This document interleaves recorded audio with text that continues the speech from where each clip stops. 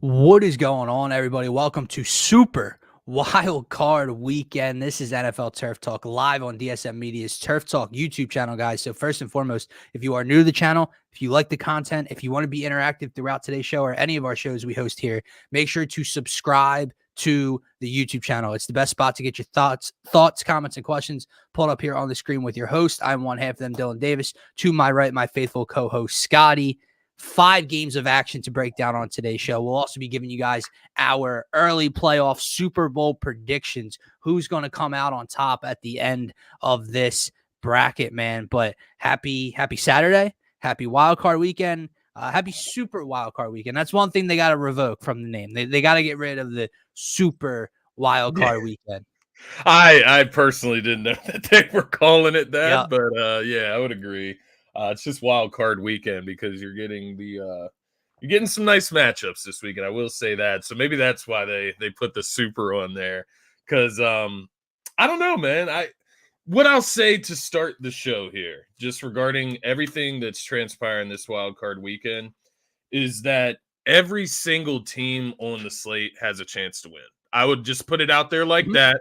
I'm not saying, that these spreads or whatever the case may be, there's certain games where I feel a lot more confident in one team over the other. But I did want to put it out there that I don't think in any of these games that there is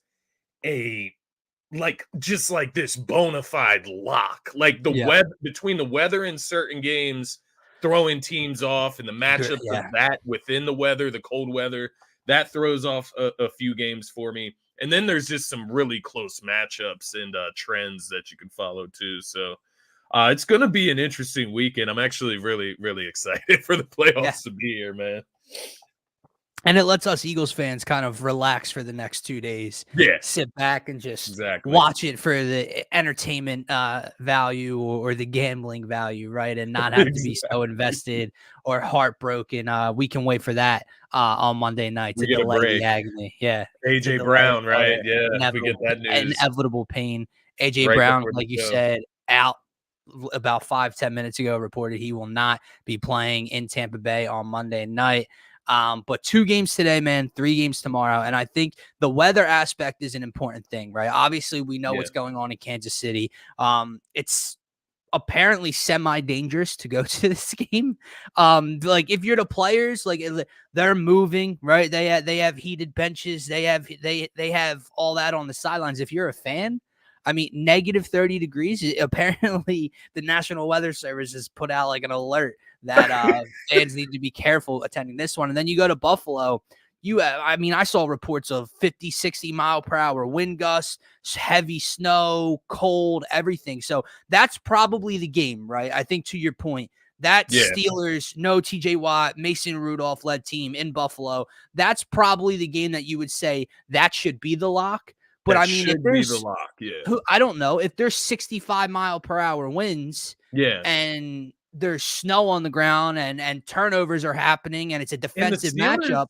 You never know. They're a physical team. Yeah, we'll get into. I shouldn't put out my thoughts. No, I hear you though. Good call, but yeah, I do agree. That is the game where it's like, man, the weather. That one and the Kansas City game, those 2 games, the weather. It's just you don't know how players are going to react. You would expect Buffalo to react to the snow, cold weather a little bit better than maybe another team, but we also watched Cincinnati go into Buffalo with a snowstorm and beat them. So it really just depends, on how these players respond.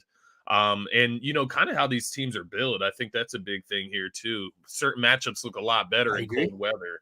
I mean, look, with the whole Miami thing, right? We can sit here and say, well, they play in Miami. They want no part of the cold and the snow, etc. Right. Miami went into Buffalo last year when the fans were throwing snowballs at them, and I believe they won the game, right? Yeah, that's fair. So, that's fair, man. It doesn't have too much of a factor, but it definitely does play a factor. But let's start with our first game here of Wild Card Weekend, man. And I'm not going to lie to you. It might be the game that has piqued my interest the most. I know that sounds crazy, man. Like Patrick Mahomes is playing. Tyreek Hill's playing. Josh Allen's playing. You got the Rams and the Lions. This game has somehow become one of the better games on the schedule for this weekend. Joe Flacco, CJ Stroud, Browns a 1.5, 2.5-point favorite, somewhere between there. Total set at 44.5. This is going to be a fun one down in Houston, man. My initial thoughts on this game are kind of similar to where we're at with the Eagles, but in a different light, right? So yesterday on the Faithful Fanatic show, I said to you, does it feel like we've swung too much in the opposite direction? Like, yes, the Eagles have given us no reason to believe in them or really have faith in them, but now like a 9-win Tampa Bay team, everyone's picking them to beat the Eagles. It's like you swung too much one direction. That's what I'm looking at the Houston Texans like today, but in the opposite way. Everyone has swung in such a pro-Houston way that I think they're overlooking Cleveland, excuse me, the Browns. Yeah. I said to you weeks ago, you said the same thing, right? No one's going to want to play Cleveland in the first round. That was before Joe Flacco became like comeback player of the year, Joe Flacco. Yeah. That was like when DTR was playing quarterback, right? You have Joe Flacco throwing for 300 plus. You have this defense. You have their rushing attack, everything. And I think people have just kind of not forgotten about that, but overlooked that because of the CJ Stroud hype, if that makes sense. That's what I'm trying to get at. It's like they've swung so far in the opposite Browns direction because they've swung that way because of CJ Stroud. And I cannot get with that today. I like the Browns in this game, man. I like the Browns defense to cause some problems for the rookie quarterback. He is phenomenal. I believe are they missing Tank Dell again today? So that's going to hurt them. No, sure. I just think that defensive line of Cleveland is going to be too much. And as long as Joe Flacco can protect the football to the best of his ability, not throw 3 interceptions, I think the Cleveland Browns will win this game. Yeah, this game, I mean, it's between this game and the Lions and Rams that I'm having the hardest time picking through. Like you said, early on in this, well, not early on, throughout this season, I should say, we discussed the Browns a lot and kind of their identity and what they do well and what their strong points are. But the Texans, man, I don't know. There's something about this Texans team. It's something about CJ Stroud that just makes you want them to win. And I hear you. I think I think it's just part of him being a rookie and coming in and taking full control. D'Amico Ryans as well, right? D'Amico Ryans taking full control of this division. And it's interesting, man, because it brings me to a point where I'm like, man, could CJ Stroud come out here as a rookie and just take over this game and have a 300-yard, 2-3 touchdown passing day in Houston? And I do think it is possible. That's what makes me feel like this game is tough to pick between. That's why the spread is so close, obviously. But I think, that's just more along the lines of what I want to happen rather than what will actually happen. And that is where I have to go with like my mind over my heart. And I have to go with my brain and say here that the Browns defense, they're going to give CJ Stroud enough problems to win this game. And the biggest thing for me, man, you mentioned Joe Flacco and kind of how he's kind of rearranged this team and their identity, how they look just like a better team since Deshaun Watson went down and they brought Flacco in. Like, it's weird.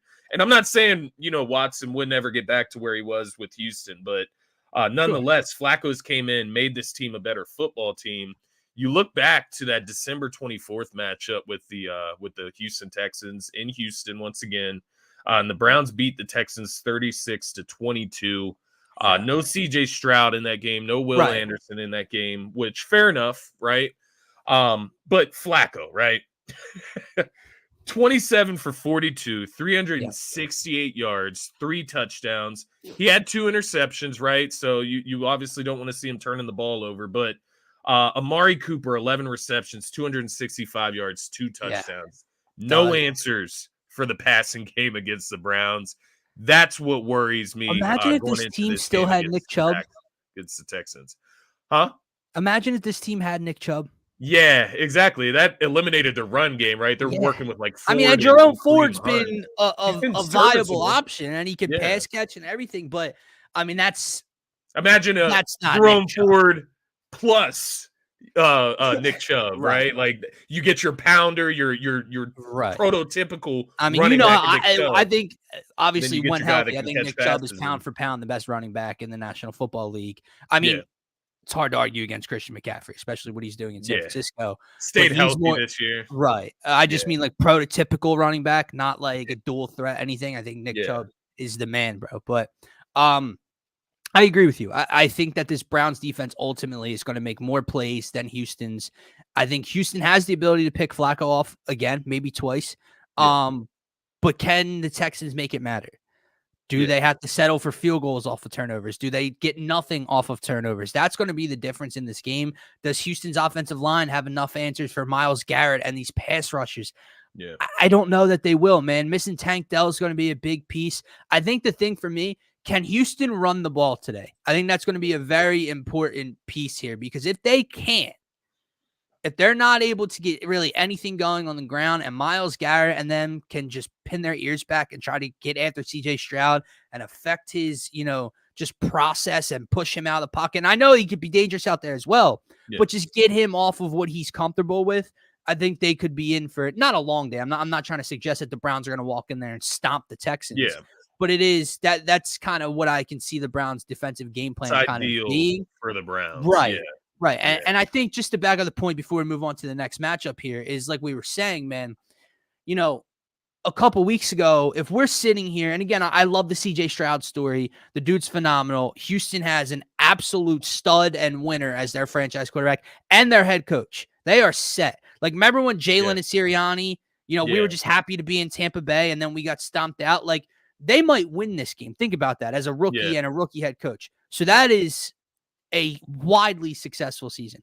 But if just a few weeks ago we were sitting here saying that the Chiefs don't want to see the Browns in the first round, the Bills don't want to see the Browns in the first round, hell, a division rival like the Ravens don't want to see the Browns as their first round matchup, can we really say that the Texans are, you know what I mean? Like, the Texans are a very good team.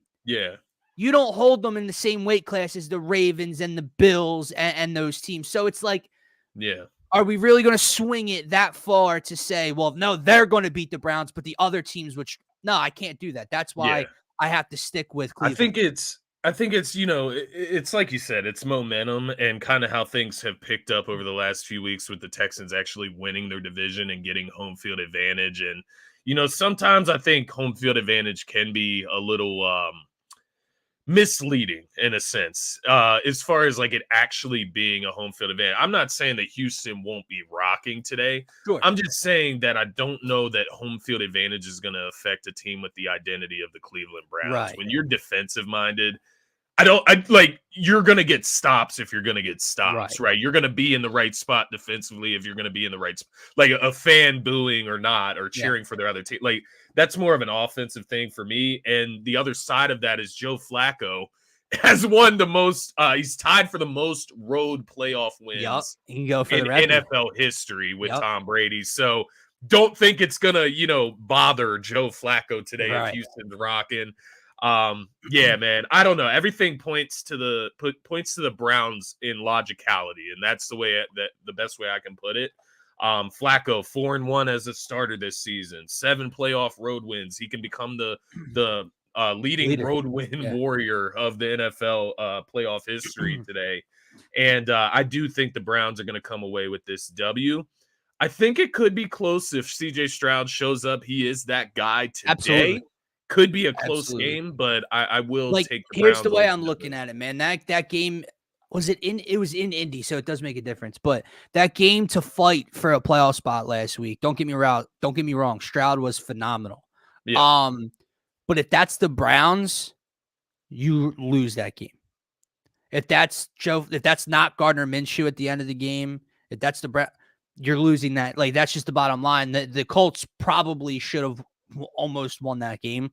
If that's the Browns, you lose that game. You know what I mean? So what I will say before we move on here is sometimes when you get two teams you kind of like we're not fans of either team, but in terms of watching this playoff run, like you would like one of them to, make a little run probably. Yeah. Sometimes it can stink that they play each other, so someone's going home. But at the same time, it's also nice that they do play each other because one of them's going to the divisional round. You know what I mean? Either Joe Flacco's going to the divisional round, or rookie C.J. Stroud and DeMeco Ryans are going to the divisional round, and you're guaranteed a spot there. I truly wish, honestly, the Chiefs would have gotten the Browns. I do. I would love to see the Browns knock the Chiefs out, quite honestly. Hey, but yeah, I feel you. At least one of these teams will make it. You'll see a new face in the divisional round, no matter what, with one of these teams making it. So that is pretty exciting. One more question before we move on from these two teams. If you're DeMeco Ryans, would you go take that Alabama job and leave Houston? No, but that's already being filled. I don't know if you saw that or not. No, I didn't see that. I was just okay. The Washington Huskies coach is taking that Alabama job. Interesting. Oh well, congratulations, nonetheless.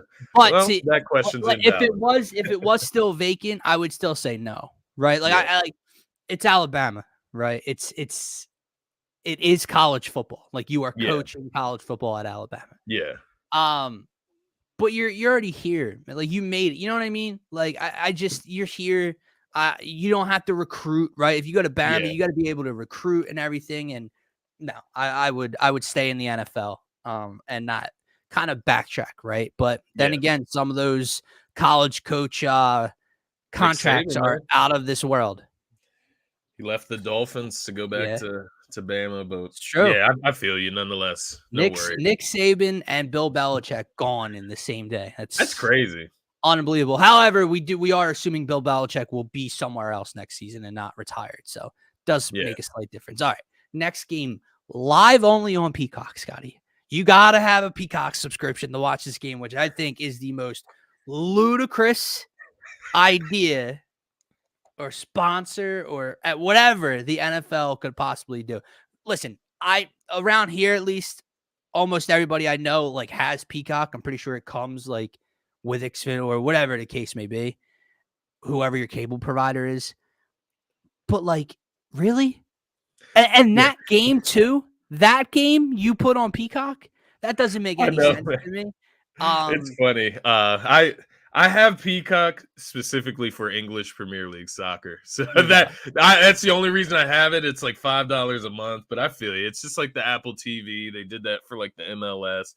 It's just like spreading you around to the point where they do it for baseball. There's a couple Apple TV games throughout the Philly season and the MLB season. It's like, come on, man. Just trying to force you to spend money. Exactly. But yeah, so it is just a ridiculous idea that you would do that and potentially hurt viewership on that game. But this matchup, Scotty, here we are. I have said it for weeks now to you that the Kansas City Chiefs are not only on upset alert, but what I would believe to be one and done. I said if Kansas City plays X, Y, or Z, and the Miami Dolphins were one of those teams at that point in time that I said would beat the Kansas City Chiefs in the playoffs. And then I get the weather report laid in front of me. I was going to say, yeah. And I know, man, it shouldn't matter. Like when the chips are down, it shouldn't matter that it's very cold outside. That's going to change a football game. I watched Tua doo-doo in his pants last weekend. I think that the Miami Dolphins have beat up on every single bad opponent they played this year, and they lost every meaningful football game they played this year. I mean, did they beat the Chiefs in London? I forget. No, or did they lose? They lost 21-14, right? Yeah. So you even lost that game in which the Chiefs scored 2 touchdowns on offense. One of which was a defensive touchdown to get to 21. I don't see how Tua marches into Arrowhead. Has Patrick Mahomes lost a home playoff game in his career? How did I forget that the Dolphins beat the Cowboys, man? How did that? Oh, okay. Okay. They did beat the Cowboys this year, bro. Like I completely forgot about that. There's one good, meaningful win for the Miami Dolphins this year. But I'd have to go back and look into my memory. Yeah, so they lost the one game in Cincinnati, correct? Or against Cincinnati when Cincinnati went on to play the Rams. So I think Patrick Mahomes has one home playoff loss in his career. Yeah. That's not ending against Tua. I don't think that Tua has it in him to go on the road in that weather, in that atmosphere, and beat Patrick Mahomes and Andy Reid. Look, the Chiefs still have every single question mark that we thought they had 8 weeks ago. They're still dropping passes. They're still turning the ball over. Patrick Mahomes doesn't look right. Everybody's frustrated. Yeah. They really have not figured anything out. They won a game last week to get to 11. Nobody played. So that, like, they won 10 games this year altogether. But I still think they get the job done today. I think that Travis Kelce has been a major letdown this regular season. You just know he's going to turn up tonight. Like, you know that, right? Like, I'm probably taking his over in yards. I'm probably taking him to score a touchdown. Travis Kelce, I believe, scored in every postseason game last year. I believe. He's ridiculous in the postseason. Patrick Mahomes is ridiculous in the postseason. And I firmly believe that Mahomes can go in the Arrowhead tonight with himself, Pacheco, and Kelce and win this football game. It's crazy, but I believe that's true. No, I do feel you. I mean, this matchup is interesting, you know, if it was played in just above freezing weather. Right. Actually, right? Like if it was just in the 40 degrees, I think the Dolphins would be in a better spot. And maybe we would get to see you know, Tyreek Hill's effectiveness. I don't know how well the Dolphins are going to be able to throw the ball with Hill, especially down the field, right? Those longer plays. Yep. But if they make a game plan where they can keep everything short, get the ball out of Tua's hands quick, Texas Repo. Actually, I have that written down here as well. They have lost their last 10 games when the temperature is below 40 degrees at kickoff. So did they lose to the Bills in that snowball fest? Honestly, what was it? That was end of last season, and was it for the division?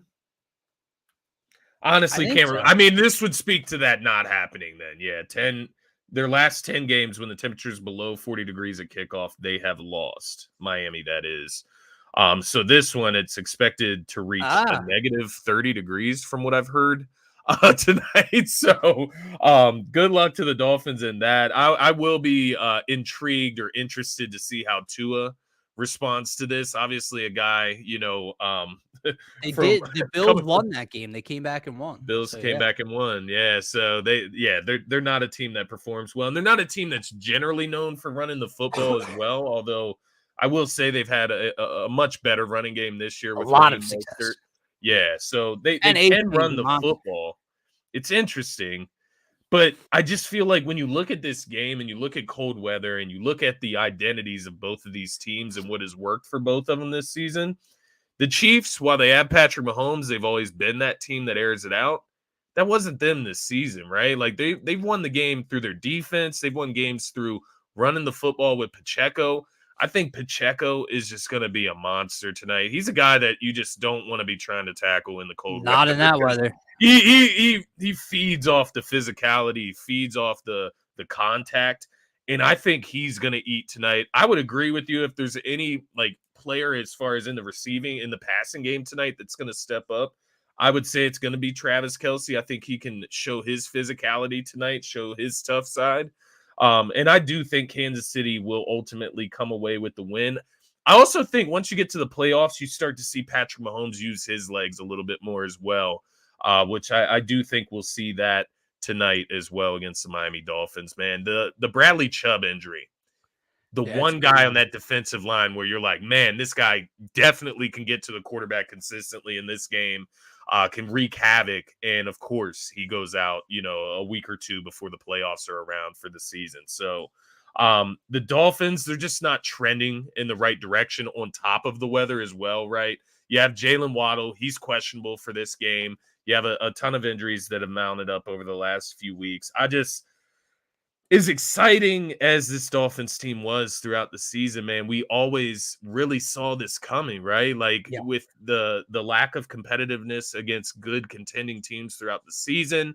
And now we get to the postseason where it's about running the football, it's about defense, it's about physicality, and it's about surviving the weather, man. If you're not in a dome, you're going to have to face some tough weather for the most part in the playoffs of the NFL. So let me ask you this I don't question. know. It's tough for the Dolphins overall.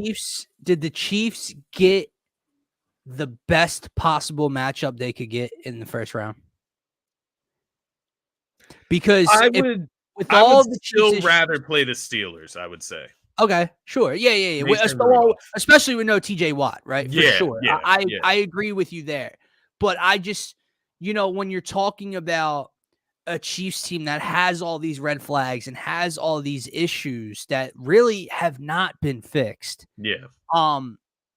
The Dolphins are the one team that is like a perfect storm of they have their own issues. They can't. I mean, like you said, they beat the Cowboys later in the season, but they really have. They were like 1-7 in meaningful. What was the score against the Ravens? 56-10. Oh, they got stomped. I mean, my God, dude! Like, what the fuck? The Eagles kicked their ass. Yeah. So I don't know, man. The Chiefs. The thing with the Chiefs that's bothering me going like into this wild card round is kind of how they're being treated versus the Eagles on the other side of the NFC, right? Where I look at these teams. There's some envy there for me, man. There is, because it's like, sure, we have been a clusterfuck. And we have all these issues and red flags. We went 11-6, and now you're predicting us to go out in the first round. But you have the Chiefs who have all of these issues and all of these red flags that kept appearing over the season. They went 11-6, and yet you have them beating a better team than the Eagles are playing. Yeah, exactly. Exactly. Dolphins have issues. Well, yeah, so do the Tampa Bay Buccaneers, man. But right. So it's going to be interesting. There's some jealousy from me. But on to Sunday, man. 3 games on Sunday. Obviously, Eagles, Bucks Monday night. We are going to be, quick plug, going to be live in the morning, Faithful Fanatic Show, kind of previewing that game a little bit. And then we'll also be live for DSM pregame live, Eagles, Bucks wild card matchup. Probably an hour or two before kickoff to get you guys set with our keys to victory and game predictions on that one. But first game tomorrow, man. Speaking of bad weather, up in northern New York, up in Buffalo, the Bills take on Mason Rudolph and the Steelers. This game can be a quick little preview. Give me the Bills. Give me the Bills all day. It's like you said, if the weather wasn't going to be a potential factor, I think the Bills would win this game by 17. Weather could maybe slow this one down. Maybe there's some missed field goals or extra points. It's sloppy. You got to run the ball. I don't know what the wind's going to look like up there. But still, give me Josh Allen and the Bills. No TJ Watt changes everything. Listen, somehow, some way, Mason Rudolph has the Steelers offense humming in a way that Kenny Pickett or Mitchell Trubisky could not. Yeah. Mason Rudolph is playing the best quarterback that the Steelers have had all season. The way to put it. Najee Harris and Jaylen Warren are actually getting a run game going. George Pickens has been explosive over the last couple of weeks. The offense is much improved, but their calling card forever, and especially this year, has been their defense. You take away the most dominant defensive football player in the league, and you have some trouble. So give me the Bills in this one. I still think they probably cover the spread.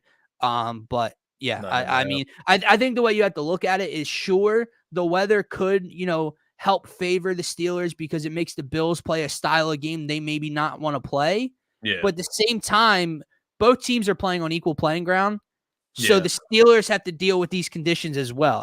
That's not a benefit for the Steelers that the wind gusts are going to be 60 miles an hour. Give me the Bills here. Yeah, I think it's more or less just a benefit to defense as a whole rather than benefit to one team or the other in that case. You look at this game, man, 2 teams that fired their offensive coordinators midway through the season, and 2 teams whose offenses have looked a lot better since. Now, with the Steelers, that's compounded with obviously Mason Rudolph getting the start there over Kenny Pickett. But, they have found a little bit of momentum there in Pittsburgh, but I don't know. I guess my question here would be who's going to be able to run the ball successfully between, Najee Harris, you got Jaylen Warren on that side, and then on Buffalo's side, you got Josh Allen, you got Oh my God, why is his name? James Cook. He's slipping my mind there. They brought in Leonard Fournette as well. They got Latavius Murray, so they got some pounders back there in Buffalo. And to your point, man, no TJ Watt. That just hurts so much because that's the guy that not only can he make a play, the Steelers defense can make plays. TJ Watt is a game changer, not just a playmaker. He's a game changer. He can make a sack right in Buffalo's own 20. He should be an MVP candidate. Yeah, exactly. So when you lose a guy that caliber, it's obviously going to hurt your chances. And I think against a team that has Josh Allen back there at quarterback, who's just a fucking horse, man. Like at the end of the day, if things go south in this game, Josh Allen will put the ball away in his pocket. You know that read option's coming, bro. Yeah. Big moment.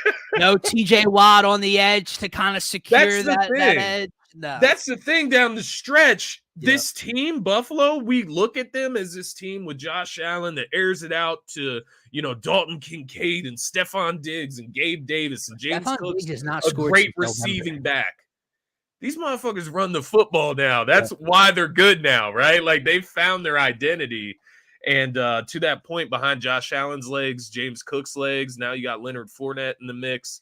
I like the Bills in this game. And I actually think that, while the Steelers, they have Najee Harris and Jaylen Warren, it also benefits Buffalo as well compared to their identity as well. So really no benefit here for the Steelers with the cold weather or not having TJ Watt. And I'll go with the Bills. And I do agree. I think 9.5-point spread, even if the Pittsburgh Steelers defense holds the Bills to, say, 20 points or 21 points, the Bills will still win the game 21-10 or 21-7 or 21-9, right? Yeah, like that's the type of game that I am picturing here. But as I said at the beginning of the show, I just want to make that clear because this game is probably the most far spread, at least by the actual spread in the books right now. But also just from talent disparity, I would say. But at the same time, there is some wacky shit with the Steelers that can happen to where they win this game. It's not out of this universe. There's some wacky shit that the Buffalo Bills do where they've lost to the New England Patriots and they've lost to Zach Wilson and the New York Jets, and they get in their own way. Josh Allen gets in his own way.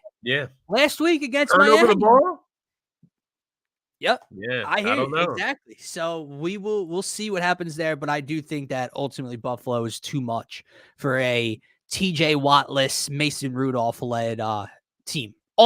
In Buffalo as well, right? This isn't in Pittsburgh. So obviously plays a major role. The 4:30 game tomorrow, man. I believe it's the next high spread. I think it's the second biggest spread of the weekend in Jerry's world. Jordan Love and the Packers head down to Dallas to take on the NFC East champs.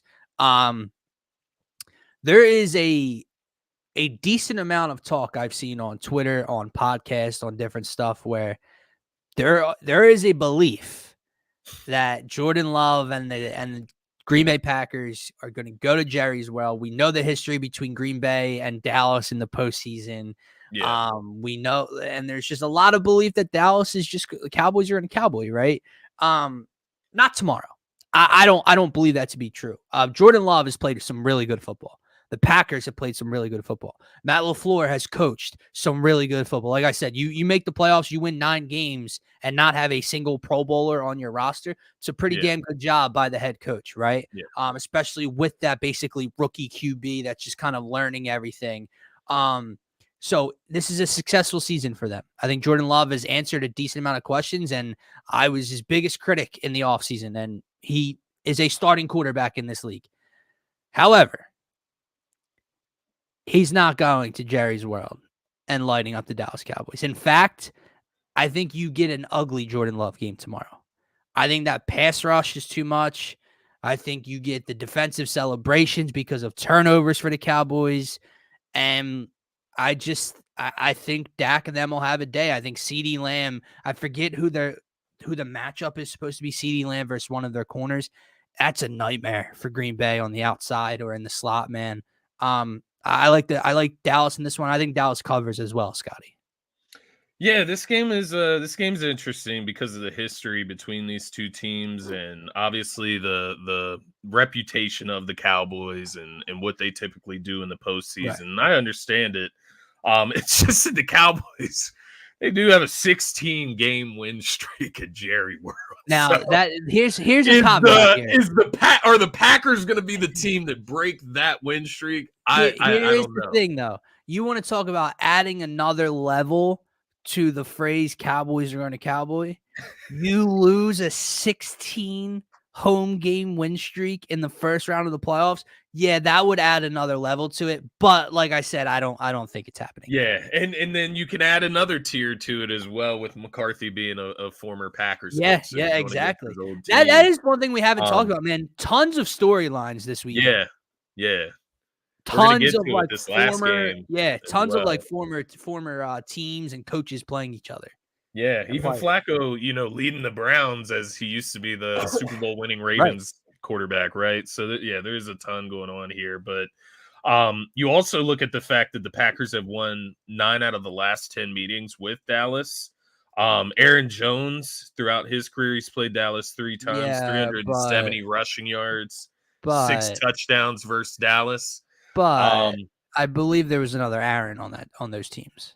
Absolutely. Yeah, So that's what I was getting to, brother. So, yeah, I think with that in mind, considering the Packers have had so much success against Dallas, I do think that gives Dallas more of an edge to come out and take care of business against this team. So, yeah. while I'll say I do think Dallas is going to win this game, I do think CeeDee Lamb dominates. And by the way, I did want to just put that out there. CeeDee Lamb made all team, all pro first team, whatever, NFL all pro first Yeah. team. Yeah. Well deserved for sure. And I did want to say I have to put some respect on CeeDee Lamb's name. Yep. I mean, between his abilities, obviously he's a great receiver, but also the way Dallas uses him. I dream of a day where, the Eagles, have a focus on getting their best player the balls in their hands consistently. Can't do Like that Monday. overdoing it almost. Like Yeah. I love how the Cowboys almost overdo it to CeeDee Lamb. But I did want to give him some props there. I am going to go with the Cowboys. I think CeeDee Lamb dominates this game. Maybe Tony Pollard finally wakes up from his nap. Yeah. Christian Watson and Jair Alexander, they're both questionable. Them being available, I think, could have somewhat of an impact of this game. Do I think if they play, this is going to flip it into the Packers winning?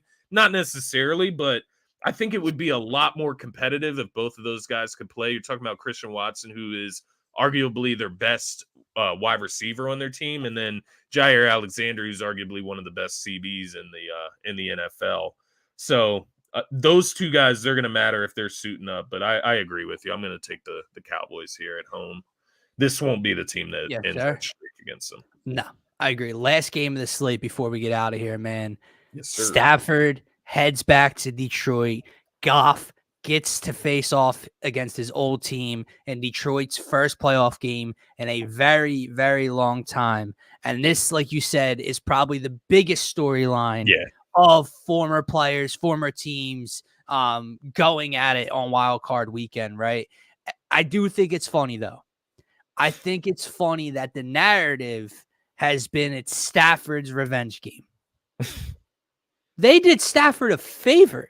They sent Stafford to the better team at the time, and the dude won a Super Bowl. Goff is the one that got like scapegoated and kicked out of LA and sent to Detroit, which at the time was basically a poverty franchise. Yeah. This is not a Matthew Stafford revenge game. This is a Jared Goff revenge game. And it's in Detroit. So everything behind the quarterback is going to be pro Goff. Yeah, I do think it's interesting how this game, how the narrative has kind of shifted for this game. Even myself, I've kind of shifted on it, and I was on the opposite side probably coming into the playoffs. Where, down the stretch, you could kind of see this matchup coming the way things were playing out. And when I first looked at this matchup, I was like, man, Not great for the Lions in their first playoff game in quite a while. No. Home field advantage against Matthew Stafford and Puka Nacua and Cooper Kupp and Kyren Williams. That offensive juggernaut that they have there in LA. But now I've kind of gravitated back to the Lions, man. I think that they have a little bit of a chip on their shoulder, and I think that usually helps you. Not only with the Rams, but just as they're placed in the NFC. I think when you constantly get doubted, I think that starts to weigh in on you and affect the way you want to play and the type of aggressiveness you play with.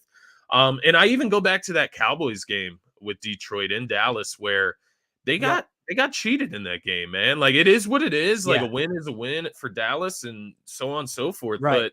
But that call was not the right call. They should not have been penalized for that. I was going to take a step further and say, I think that lives on your shoulder, man. I think that chip lives there for the rest of this season and maybe so on and so forth. But I wholeheartedly agree. And the thing I was going to say to you is win or loss in that situation. What's been the question mark of the Detroit Lions this season? What side of the ball?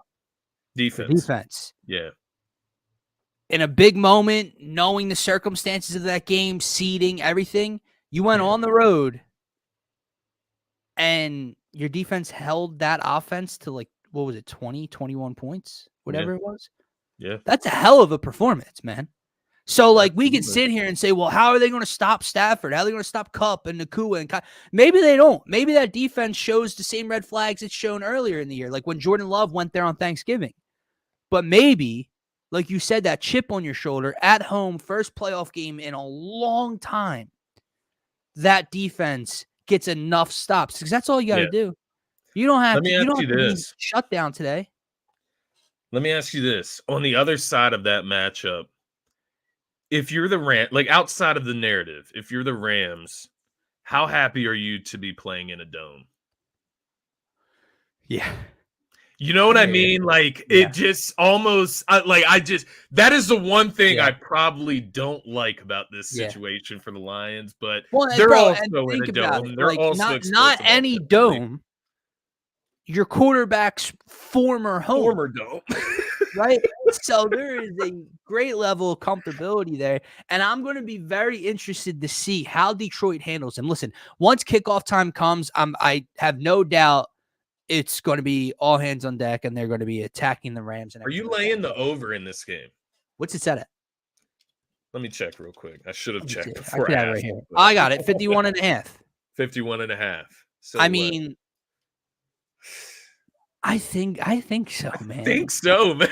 Like 51.5. What? That would be 26 points each, like at least. Yeah. Obviously, it never plays out like that. But if one team gets to 31 or something, and you just need low 20s for it's like if the Lions are winning this game. I don't know who you have winning this game. I don't even know who I have winning this game, to be quite honest with you. I agree. But just for example, if the Lions win this game, 31 points they score, I don't think the Rams are scoring under 20 points. Yeah. So that's kind of the way I'm looking at it. Here's how I'm looking at it, man. This is the biggest game of Jared Goff's career, and he played in a Super Bowl. This is the biggest game of his career. You're not lying, man. If you go back to what I said about Tua, what did Tua do last week? He doo-dooed in his pants. Jared Goff cannot afford. I agree. To not have a good to great game today. Or Sam Laporta needs to play too, man. I saw he's questionable. Hopefully. I agree, though, man. This is by far the toughest game of the weekend. This game, I really, right now, still don't know which side I'm leaning on. Part of me wants to say that the Lions at home, they had a great season. Give credit to them. They'll win this game. But there's something about Stafford, man. Yeah, there's something. And, and also the Eagles fan inside of me, I want the Rams to win so they go to San Fran and then hopefully the Eagles win. Yeah, I agree. Dallas. That's part of it inside of me as well, man. And my boy's a Rams fan. Shout out to Pastor Rams out there. I don't know if you're watching, brother, but he's a Rams fan as well, man. It's tough, though. I'm going to go with Detroit. That'll be my final prediction. If I had to give a pick for the game, I would take the over like you suggested. But I'm going to go with Detroit. I can envision Stafford having a day, but what it comes down to for me, man, and I know this defense has been better than we thought. Detroit at least has more playmakers on the defensive side of the ball, right? Yeah. They've at least turned over Patrick Mahomes. They've kind of not shut down, but had a great game against Dak Prescott on the road. They've had moments. Aaron Donald and who is going on the road and stopping this offense enough times? Yeah. No, I agree. Although I will say I'm still at a toss up with this game. Because I just feel like the Rams have the experience, but they also have the youth. So it's kind of weird, right? Like you still have Matthew Stafford, Cooper Kupp, Aaron Donald, like those holdovers from the Super Bowl win. But then you also have the Kyron Williams, the Puka Nakuas, the guys that weren't there for that, the rookies even. I have Rams written down on my paper here. I'll stick with it. I'll go with my gut. But yeah, all I wrote was Rams ... but damn, because I just don't fucking know. I agree, man. I agree. I think it's going to be a shootout. I'll go with the Rams with the experience of Matthew Stafford. But that's not for me to disrespect the Lions. I think the Lions deserve to be here. They deserve home field advantage, and they very well could. Darius going with the leaning Rams as well. I agree. It's by far the toughest game of the weekend, man. With that said, well, obviously we're not talking Eagles Bucks. Last thing here before we wrap up in a minute. Yeah. Super Bowl prediction before the first game kicks off at 4:30. Who will be at the big dance this week? In a couple weeks.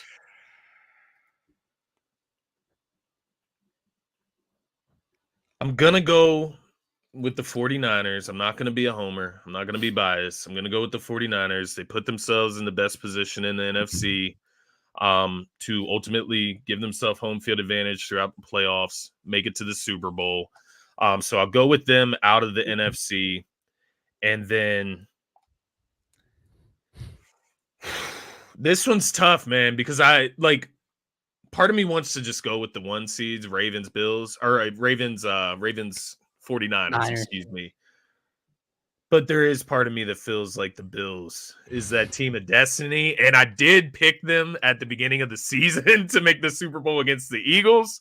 So I'm going to go with the Bills. I'll go out of the box. I'll go away from the 2-1 seeds, but Ravens would be number 2 right behind the Bills for me, I would say. Eagles, Browns, baby. We got 2 Niners, Ravens. I guess we could just wrap up the show, man, because that's what I have right now. I have the Bills and the Niners. No, I have the Bills and the Niners. Yep. Bills and Niners. Got it. Oh, nice, man. So we're on the same page. I just think from a value point, I think Niners, there's no one in the NFC that I think is going there. I mean, the Eagles would have to show me something this week so drastically without AJ Brown that I could, and that's still not it. Beating Tampa Bay is still not enough. No matter I would how be so surprised if the Eagles were. But if they won like 42-10, you would go, "Oh, well, who's this team?" Right? The Cowboys, different team on the road than they are at home. I don't think anybody's going into San Francisco and beating that team. I think it's chalk in the NFC. Go over to the AFC. I think the Ravens are a very, very, very talented football team. At least one of the 2 quarterbacks is going to get over the hump. Lamar Jackson and Josh Allen both have playoff question marks. Both have not even been to an AFC championship game. One of them will be getting there, and one of them will be going to the Super Bowl this year. Maybe both even get to the AFC championship game. But I'm taking the Bills, man. I think, like you said, I think they found their identity. I think that Josh Allen, even though he threw like 2 mind-boggling interceptions last week in a big game, I just think he's playing on another level, just overall, with his legs, with his arm. Stephon Diggs hasn't scored since November, and they've been winning since then, basically. So they still have more they can do. In the comments, we got Niners, Ravens. We have Niners, Bills here on the show, guys. That is going. Go ahead. I was my bad. I don't mean to end the show.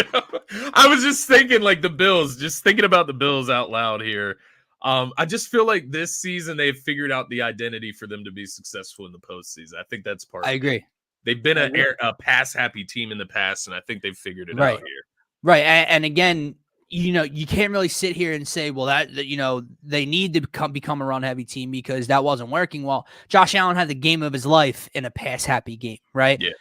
It's just, you still lost the game, right? Yeah, So exactly. you do have to figure it out. And I think they have, man. But guys, that is going to wrap up this super wild card weekend preview. Like I said, we'll be back on the DSM Philadelphia YouTube channel Monday morning, as well as Monday night for DSM pregame live Eagles Bucks edition to wrap up wild card weekend. For myself, for Scotty, for DSM, have a great rest of your weekend. Go Birds.